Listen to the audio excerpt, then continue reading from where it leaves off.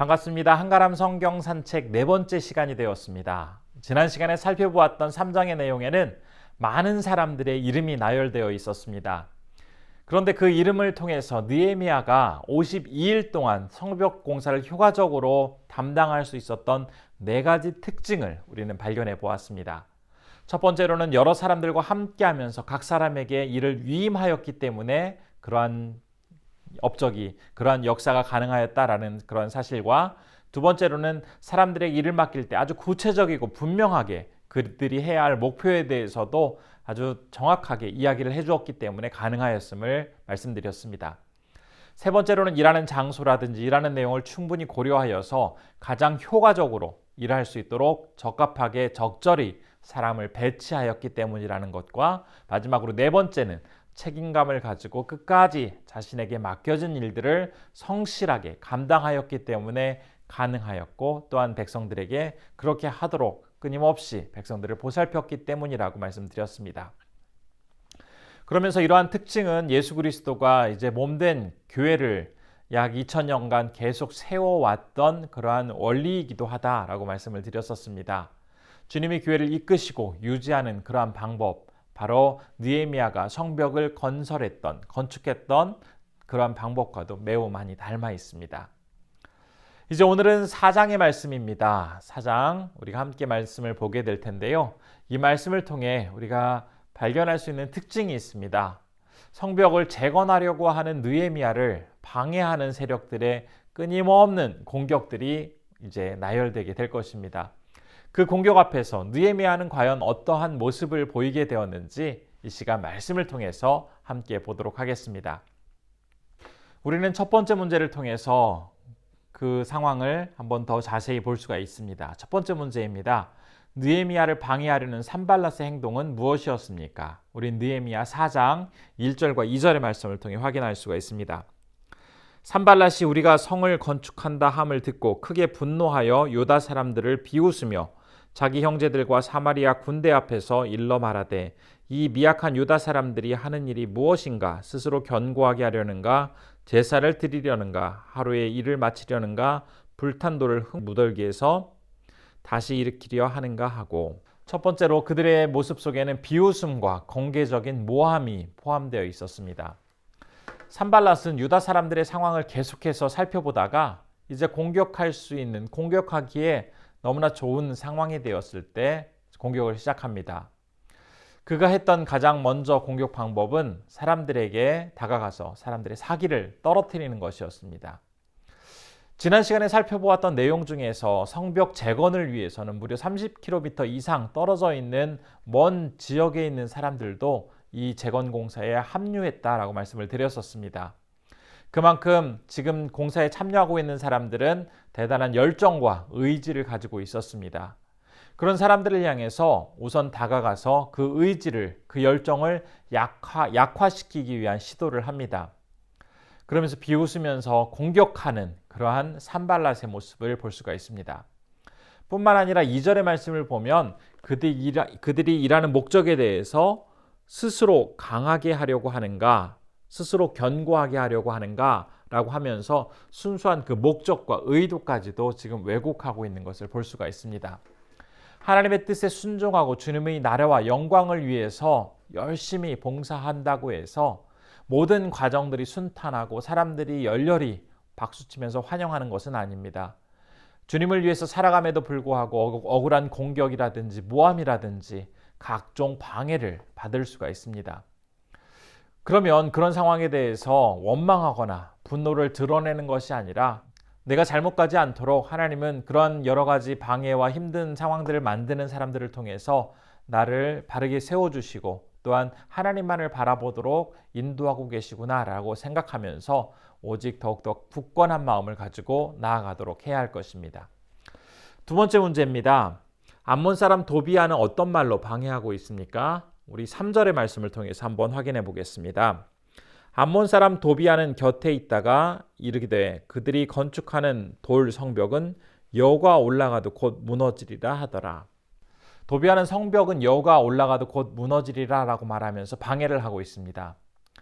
백성들이 정말 열심히 최선을 다해서 공사를 하고 있었지만 그들은 이 성벽 쌓는 기술자들이 아니었습니다. 일반적인 그냥 백성들이었기 때문에 어떤 부분에 있어서는 조금 부족하고 완벽하지 못한 공사를 할 수도 있었습니다.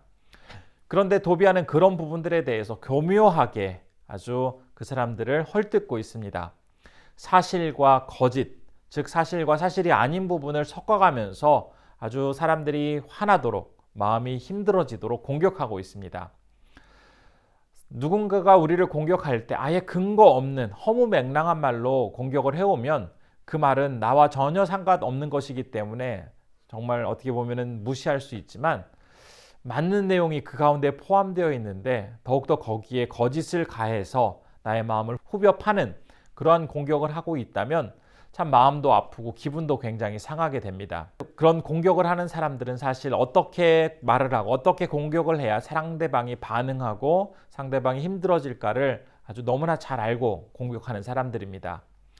따라서 그러한 공격에 대해서 우리가 감정적으로 대처하게 되면 더 오히려 그 공격에 휘말려서 고통스러워하고 힘들어지게 됩니다. 오히려 그런 상황 속에서 하나님의 역사가 이루어지는 중요하고 영광스러운 순간에 이런 방해들은 얼마든지 있다라는 것을 받아들이고 인정하면서 인류를 구원하시려는 그 예수님께서도 사실 그 사역 가운데 반대하는 세력들, 모함하는 세력들, 심지어는 배신하는 제자까지도 있었던 것처럼 나 역시 그러한 일들을 감당할 때 반대하는 사람들, 어렵게 하는 사람들이 충분히 있을 수 있다라는 것을 받아들이고 느헤미야가 그랬던 것처럼 정면으로 그것들을 대처하면서 용기 있게 또 지혜롭게 그것들을 받아들이는 모습이 필요합니다. 이제 느헤미야는 성벽 재건에 대해서 반대하는 그러한 많은 사람들에 대해서 어떻게 대응을 하게 되는지 이후의 말씀을 통해서 살펴볼 수가 있습니다. 우선 4절과 5절의 말씀을 보면 느헤미야가 기도를 하고 있는데 어떤 기도를 드리게 되었는지 3번 문제에서 느헤미야의 기도의 내용을 한번 보도록 하겠습니다.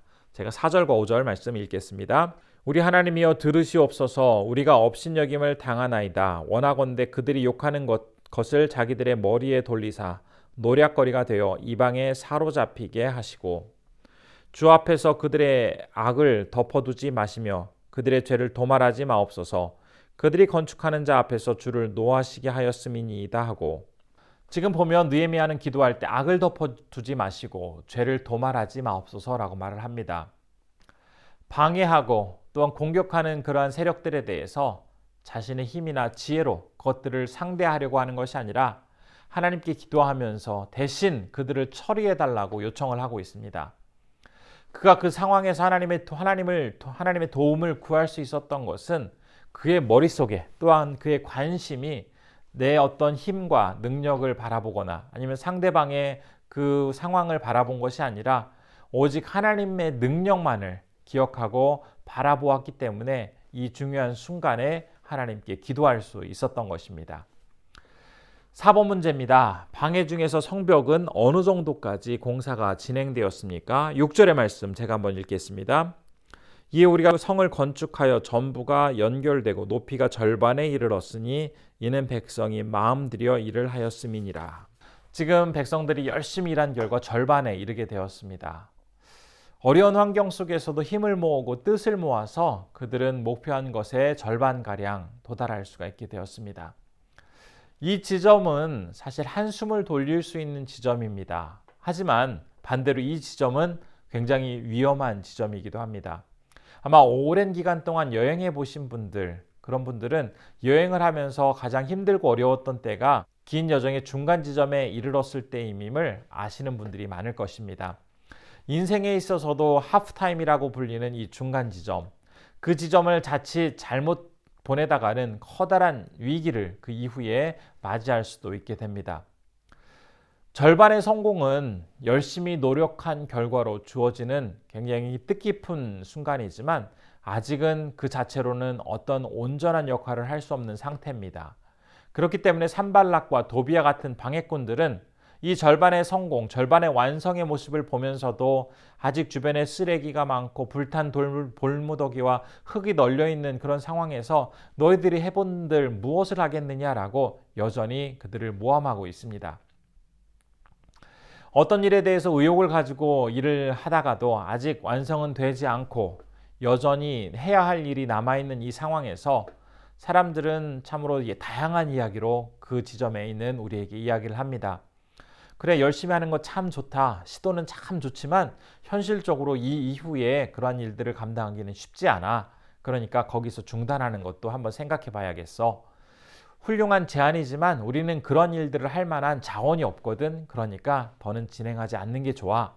이런 말들로 더 진행하지 못하도록 의욕을 꺾게 하는, 의욕을 꺾어버리는 그런 경우도 참 많이 있습니다. 그런데 어떤 일의 중간 지점에, 일이 완성되지 않은 그 지점에 사람들이 방해하고 또한 그것들을 그만하도록 하는 그러한 역사는 우리 주님께도 있었습니다.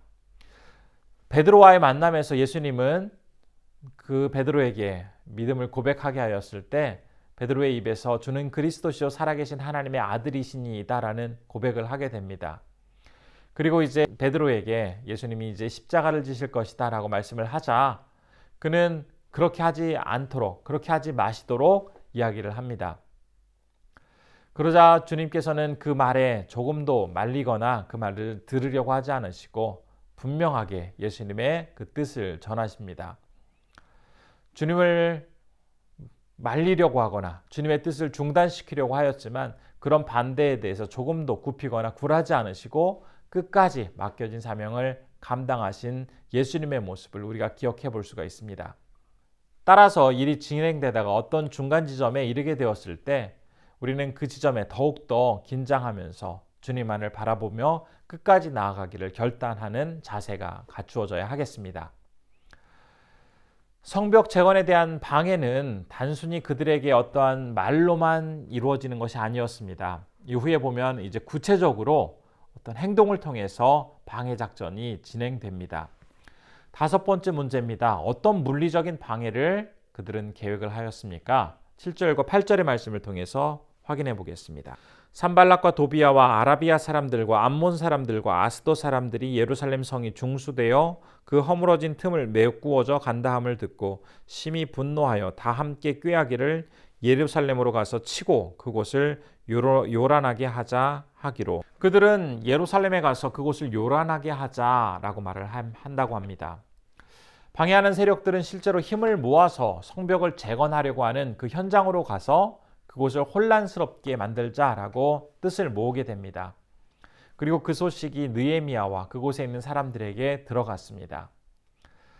악한 사람들의 공격은 단지 어떤 말로만 그치는 것이 아니라 반드시 구체적인 행동으로 나타나게 됩니다.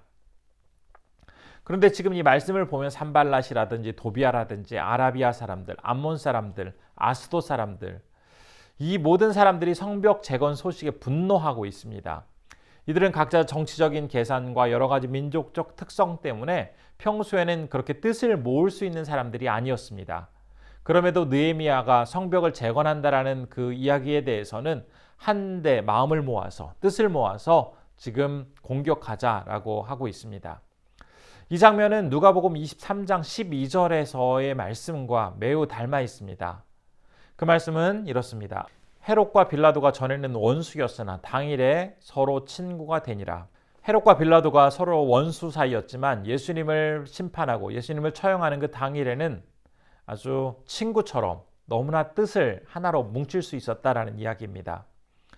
사악한 음모를 꾸미는 일에는 함께 힘을 모으는 인간의 이 완악한 모습이 너무나 두 모습이 닮아 있습니다. 여섯 번째 문제입니다. 방해가 심해지자 유다 사람들은 이제 어떠한 모습을 나타나게 됩니까?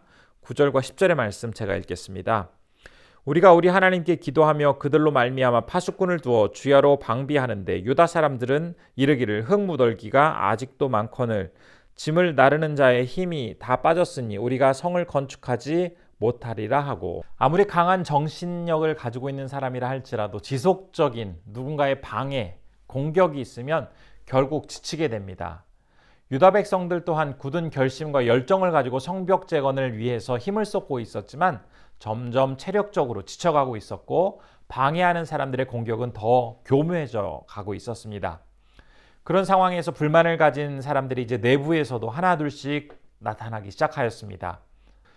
이처럼 외부의 공격도 심각한 타격을 미치지만 더 무서운 것은 바로 내부의 분열입니다. 내부의 분열이 일어나게 되어지는 요인은 체력적인 연약함이라든지 마음이 무너지기 때문이라든지 외부의 어떤 공격, 다양한 원인들이 있지만 일단 내부가 하나가 하나로 결속되지 못하고 자꾸 나뉘어지게 되고 그렇게 되면 서로를 공격하게 되면서 얼마 있지 않아서 이제 그 공동체는 허물어지게 되는 결과를 맞이합니다.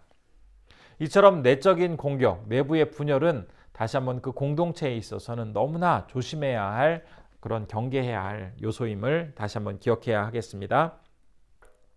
7번째 문제입니다. 방해 공격에 대한 느헤미야의 대처법은 어떠하였습니까? 우리는 9절과 14절의 말씀을 통해서 살펴볼 수가 있는데요. 14절의 말씀 제가 한번 읽도록 하겠습니다.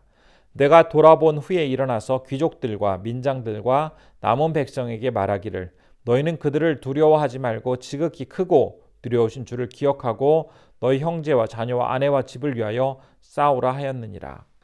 지금 느헤미야는 그들에게 주님을 기억하라 라고 말씀을 하고 있습니다. 그리고 싸우라 라고 말합니다. 앞에 9장에서는 백성들에게 기도하는 느헤미야 모습을 볼 수가 있습니다. 결국 기도하고 주님을 기억하고 싸우라 라는 말씀을 하고 있습니다. 기도는 그리스도인에게 있어서는 나는 아무것도 안 할 테니 하나님이 직접 다 해주세요라고 요구하는 내용이 아닙니다. 내가 최선을 다해서 그 일을 하게 될 때에 혼자 나만의 능력으로 나의 지혜로가 아닌 하나님의 능력과 지혜를 구하면서 그 일을 주님과 함께 하겠다라는 믿음의 고백이 됩니다. 그렇기 때문에 시험을 앞둔 학생이 하나님께 좋은 점수를 달라고 기도만 하면은 그것은 잘못된 기도가 되겠습니다. 바른 기도는 열심히 최선을 다해서 공부하면서 하나님께 지혜를 구하고 또 모든 공부를 성실히 해 나아갈 수 있도록 능력 주시기를 기도하면서 아주 모든 과정 속에 최선을 다하는 자세가 바른 기도하는 사람의 모습입니다. 어려운 상황에서 주님을 기억하며 기도할 수 있다는 것, 바로 그것은 그 사람의 기초가 아직은 주님을 향해 있다는 증거가 됩니다. 그런데 사람들 중에는 어려움에 처해 있으면서도 그런 방법을 찾지 않고 주님을 의지하려고 하지 않고 어떻게 해야 할지 모른 채 손을 놓고 있는 사람도 있습니다. 문제는 이런 사람들이 정말 심각한 상태에 있다는 것입니다. 삶에 있어서 무너진 부분들을 다시 재건하려고 할 때 주님을 바라보고 주님께 나아가는 사람들은 아직은 견고한 기초를 가지고 있기 때문에 무너져 내린 부분만 회복해 나가면 됩니다. 그러나 오랫동안 아무런 관리도 하지 않고 기초까지 다 허물어지고 온갖 쓰레기 같은 것들로 덮여있는 그러한 상태는 주님을 의지하지도 않고 어떻게 해야 될지도 알지 못한 채 손을 놓고 있는 상태입니다. 이런 후자의 경우에는 우선 먼저 시간이 걸리더라도 다시 무언가를 쌓으려고 하지 말고 그 안에 덮여져 있는 쓰레기 같은 것들을 걷어내고 기초를 다시 한번 튼튼하게 다지고 나서 무너진 부분들을 쌓아 나가야 할 것입니다. 만일 그렇게 하지 않고 먼저 쌓으려고 하면 좀 쌓다가 다시 무너지게 되고 또 쌓다가 또 무너지게 되고 이런 일들만 계속 반복하게 됩니다. 따라서 나의 상태가 주님과의 그 교제 속에서 말씀의 튼튼한 기초를 자리 잡고 있는 그런 상황에서 일부 영역이 무너져 있다면 다시 이제는 그 무너진 영역만을 회복해 가면 되지만 주님과의 관계라든지 믿음이라든지 신앙이라든지 이런 많은 것들이 다 혼란스럽게 흔들려 있고 그다음 방치된 채 있다면 우선 먼저 내 삶에 주님 외에 자리 잡고 있던 것들, 헛된 우상이라든지 잘못된 습관이라든지 세상적인 가치관 이런 것들을 다 걷어내고 다시 믿음의 기초를 쌓은 이후에 그 이후에 이제 무너졌던 것들을 회복해가는 그런 모습이 필요합니다. 성벽을 재건하는 데 있어서 방해하는 온갖 세력에 맞서서 담대하게 그가 가야 할 길을 바라보면서 나아가는 모습은 2차 세계대전의 영국의 수상이었던 윈스턴 처칠의 모습을 생각나게 합니다. 정말 암울한 시기에 런던이 폭격을 받게 되고 도심의 많은 부분들이 엉망이 된 상황에서 그 전쟁 상황실 책상 위에 처칠은 이렇게 써놓았다고 합니다. 이 집에는 패배의 우울함은 전혀 없으며 우리는 패배의 가능성에 대해서 조금도 관심을 기울이지 않고 있음을 이해해 주기 바란다. 그런 것들은 존재하고 있지 않다.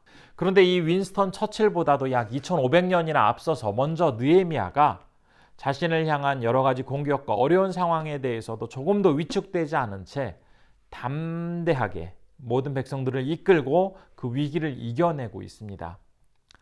그에게는 조금도 원수에게 패배할 것이다 라는 생각이나 어떠한 두려움을 가지고 있지 않았습니다. 이제 우리는 15절부터 마지막 23절의 말씀을 통해서 느헤미야가 원수들의 공격에 맞서서 어떠한 원칙을 가지고 그 어려움들을 이겨나가게 됐는지 크게 세 가지 원칙을 발견해 보도록 하겠습니다. 8번째 문제입니다. 공격에 맞서 느헤미야가 보여준 첫 번째 원칙은 무엇입니까? 바로 15절부터 18절의 말씀입니다. 제가 읽겠습니다. 우리의 대적이 우리가 그들의 의도를 눈치챘다 함을 들으니라. 하나님이 그들의 꾀를 패하셨으므로 우리가 다 성에 돌아와서 각각 일하였는데 그때로부터 내 수하 사람들의 절반은 일하고 절반은 갑옷을 입고 창과 방패와 활을 가졌고 민장은 유다 온 족속의 뒤에 있었으며 성을 건축하는 자와 짐을 나르는 자는 다 각각 한 손으로 일을 하며 한 손에는 병기를 잡았는데 건축하는 자는 각각 허리에 칼을 차고 건축하며 나팔 부는 자는 내 곁에 섰었느니라. 지금 이 말씀을 보면 백성들은 한쪽 손에는 공구를 다른 손에는 병기를 들었다라고 전하고 있습니다. 원수들이 그들을 향해서 공격해 올 때에 느헤미야는 자기가 가진 힘으로 그들을 상대할 수도 있었습니다. 그러나 그들의 멸시와 모함에 대해서 그들이 한대로 동일하게 대하지 않고 다른 방법을 선택하게 됩니다. 어쩌면 그들이 하는 방법대로 하는 것이 쉬운 방법일 수도 있었을 텐데 그렇게 하지 않았습니다. 그렇다고 해서 공격에 대해서 정말 무심하게 아무런 대책을 세우지도 않은 채 성벽을 재건하는 일만 하고 있지도 않았습니다. 그의 관심 절반은 사람들을 향해 있었고 나머지 절반은 진행되고 있는 성벽 재건 공사를 향하고 있었습니다. 사람을 지키기 위해서 무기를 잡았고 성벽 재건을 위해서 각종 공사 도구를 잡았습니다. 이 두 가지를 적절히 균형 잡아 활용하였습니다. 이처럼 건강한 그리스도인들은 신앙과 일을 적절히 균형 잡을 수 있는 사람이어야 합니다. 하나님을 잘 섬기는 사람은 자기가 해야 할 일도 잘 하는 사람입니다. 그렇기 때문에 하나님을 섬기느라고 자기가 해야 할 일을 제대로 하지 못했다면 그러한 것들은 온전한 우리의 어떤 핑계거리가 될 수 없습니다. 진정 하나님을 사랑하고 하나님을 위해서 살아가는 사람은 자기가 해야 할 일, 자기에게 맡겨져 있는 많은 일들 또한 최선을 다해서 해내야 된다라는 이 원리를 기억해야 하겠습니다. 9번째로 공격에 맞서서 느헤미야가 보여준 원칙 두 번째입니다. 우리는 19절과 20절의 말씀을 통해서 확인할 수가 있습니다.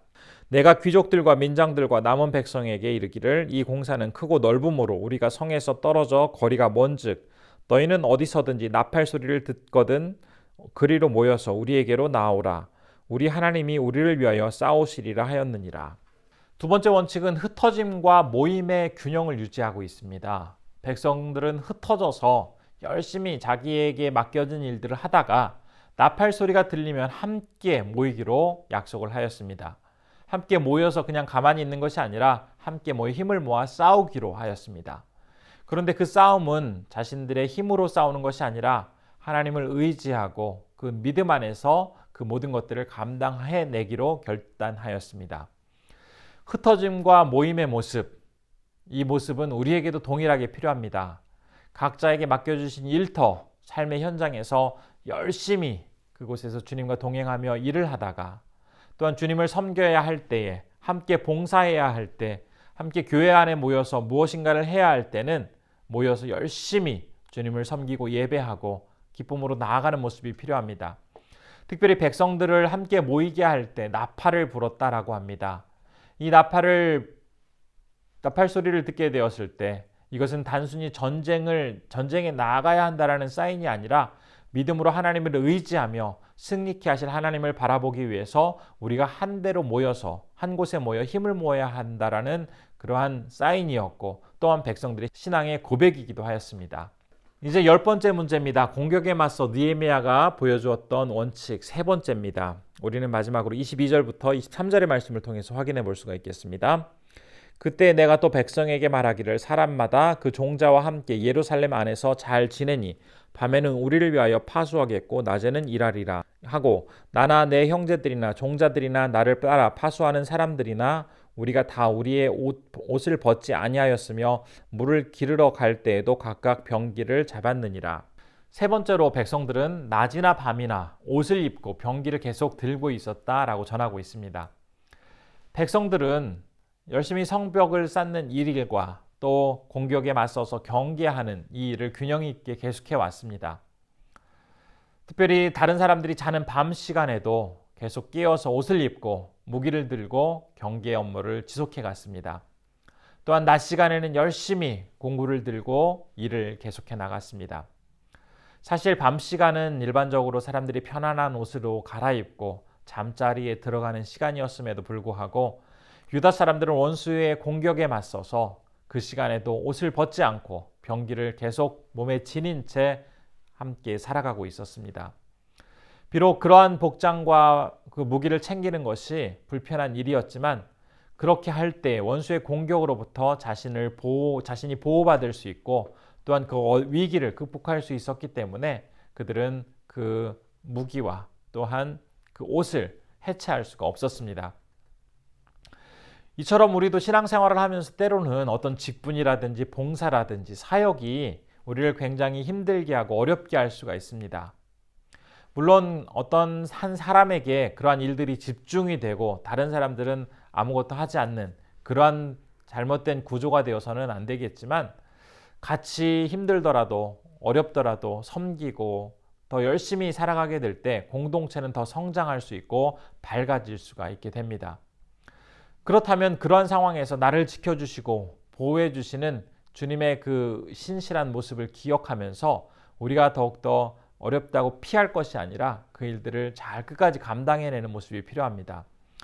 따라서 불편하고 힘들게 한다고 해서 벗어놓으려고 하는 것이 모든 문제의 해결이 아니라 진정 의미 있는 수고와 고생이라면 그것을 통해서 주님께 영광 돌리고 나 자신도 성장할 수 있는 소중한 기회가 되게 해달라고 주님 앞에 믿고 맡기는 그런 자세가 필요하겠습니다. 오늘 말씀에서 느헤미야는 산발락과 도비야 그리고 많은 사람들의 모함과 공격에 대해서 함께 그들을 상대해야 했습니다.